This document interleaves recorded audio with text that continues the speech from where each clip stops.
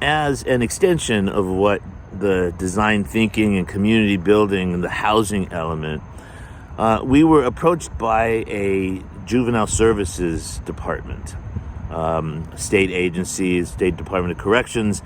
And the interest was, well, can we create a program using 3D pens and printing concepts and design thinking concepts?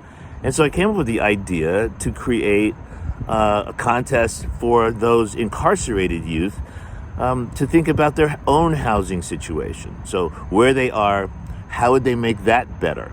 What would they do to make a space for safety or community, to calming a quiet space?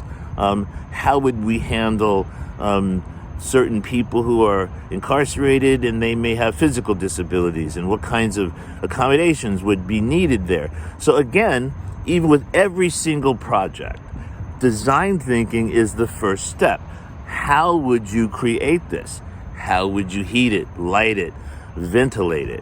What are the things that we're going to be concerned about with some of the design elements, especially for those moored housing communities on the water, is climate change and the ability to deal with the rising sea levels and things of that nature. And so these kinds of design elements go into the contest, and because at the end of the day, the winners or the selected finalists, they're all going to have to really describe, well, every contestant will have to describe their design, why it's an important design, what they did, what they were trying to achieve, things of that nature.